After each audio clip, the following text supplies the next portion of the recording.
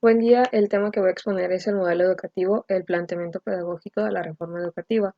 Este tema es de la materia de retos actuales de la educación en México y mi nombre es Tania Arriola Miranda, estoy estudiando en la Escuela de Licenciatura en Educación Física, profesor Antonio Estopier, y estoy cursando el cuarto año de estudios. Empezando con el principal objetivo de la reforma educativa, es que la educación pública básica y media superior, además de ser laica y gratuita, sea de manera incluyente. Anteriormente nada más nos enfocábamos en que fuese gratuita, o eso es a lo que le prestábamos mayor importancia. Sin embargo, antes se utilizaba más el método de trabajo que excluía de cierta forma, o de hecho los rechazaban, incluso la admisión a personas que tuviesen ciertos trastornos mentales, ciertas disfunciones motrices, y ahora podemos ver un cambio gracias a la reforma educativa que ha sido que ya podemos incluir a ciertos o podemos acoplar a personas que tengan ciertos trastornos, como por ejemplo eh, el TDAH, ya podemos incluir y admitir en las escuelas públicas, entre comillas, normales, a personas que tengan, por ejemplo,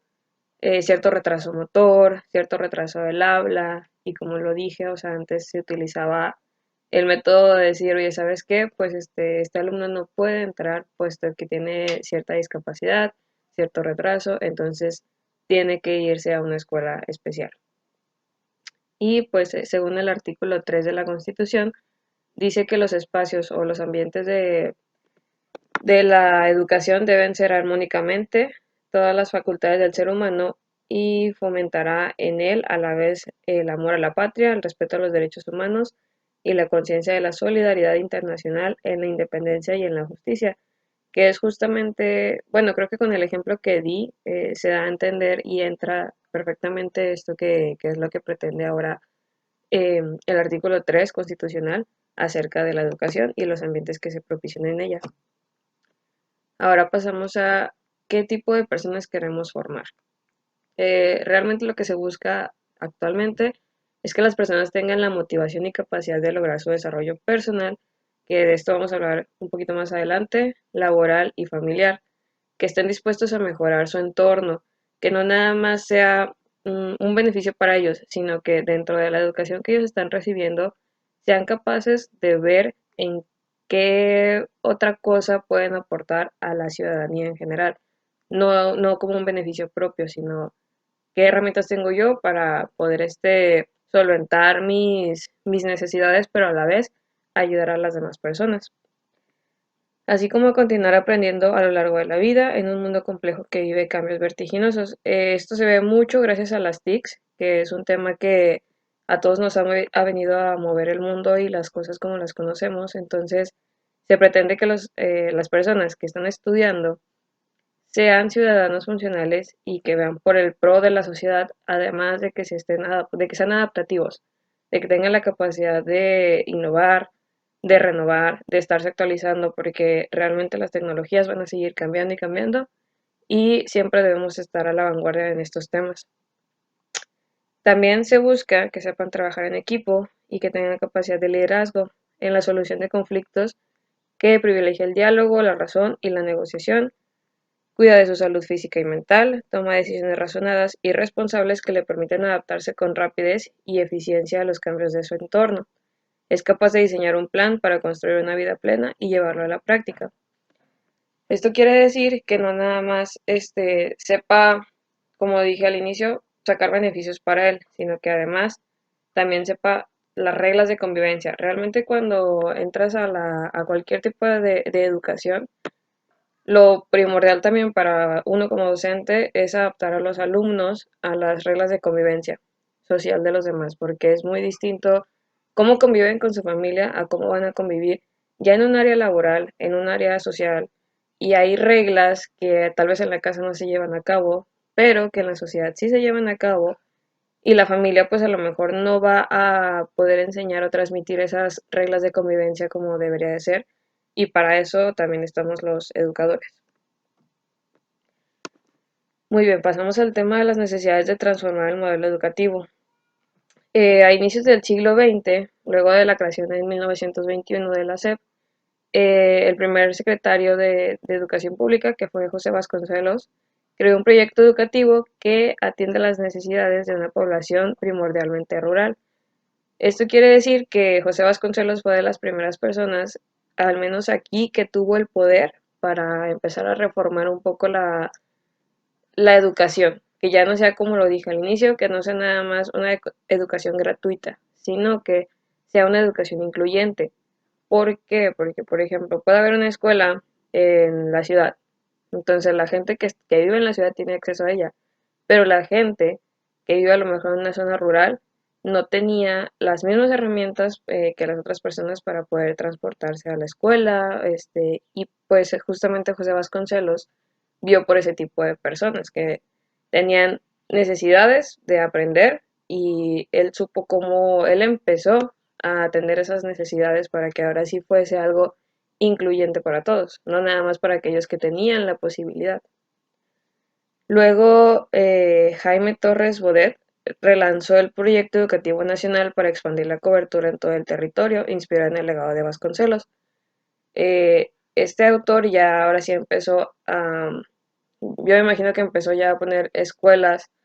en lugares, ¿cómo lo diré? En lugares donde todos pudieran ir, que sean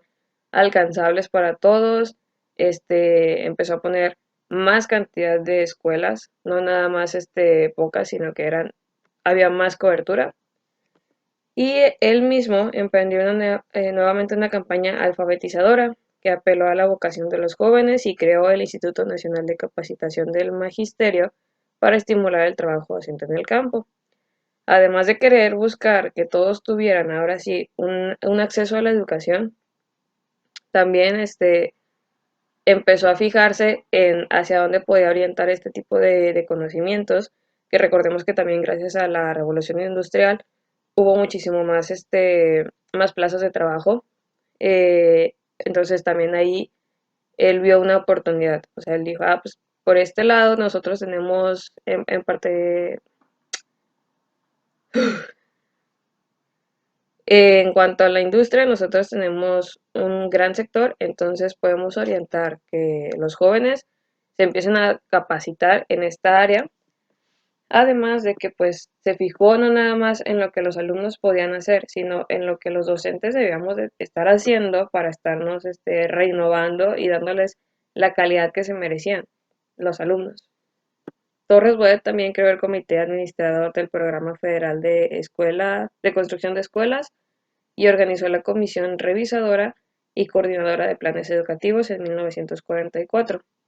Esto pues realmente creo que marcó un gran hito porque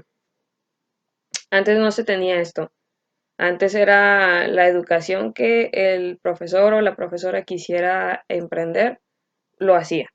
a su manera y ya con esto hubo una regularización de todo lo que se debía de ver y esto creo que a la vez fue algo muy positivo porque empezamos obviamente la educación en cada contexto va a ser distinta aunque los planes y programas sean los mismos, pero con esto ya teníamos como que una guía para saber qué es lo que debían de aprender los alumnos y en qué momento de la etapa de su vida. A inicios de los 60, sucedió la descentralización de la educación básica, que fue algo que marcó un verdadero cambio en cuanto a la educación, para que en el siglo XX la educación media pues tuviera, realmente antes se tenía muy poca cobertura en la educación media y esto también se empezó a dar gracias a que realmente no se le tomaba la importancia que se debía a la educación, además de que no había, por ejemplo, ahorita que para cualquier tipo de trabajo se pide ya un documento que compruebe tu nivel de educación, entonces también eso empezó a cambiar después de la descentralización de la educación básica. Como se sabe fue algo gradual, al inicio era nada más que tuvieras terminada la educación media, luego ya empezaron a pedir la media superior y pues así se fue extendiendo o más bien se fue subiendo la vara del documento que necesitabas para poder ejercer en algún trabajo. Y actualmente, hoy 3 de cada 4 jóvenes en la edad correspondiente cursan la educación media superior, que esto realmente pues es un gran cambio y es un logro, de hecho, porque como se sabe, hay muchísimos motivos por los cuales los alumnos desertan de la escuela. Entonces, el hecho de que actualmente en el 2021-2022 se espera todavía que ya sean pues la totalidad de alumnos los que terminen la educación media superior. Los fines de la educación. Bueno, uno de los fines es primordialmente que la educación se proponga a formar a los estudiantes en la convicción y capacidades necesarias para contribuir a la construcción de una sociedad más justa e incluyente,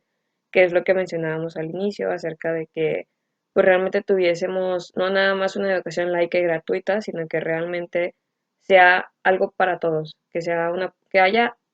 un espacio dentro del ambiente escolar, de la comunidad escolar para todos,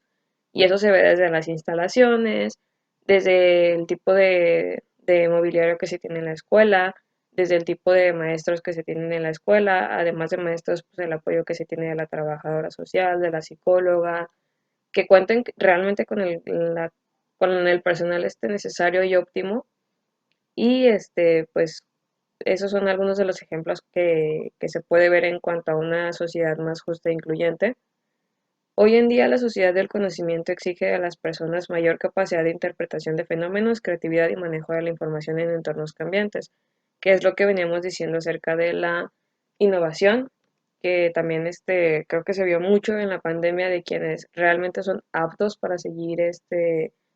para poder seguir educando a los demás. Fue gracias al COVID, fue uno de los retos que creo que fue de los entornos más cambiantes que tuvimos,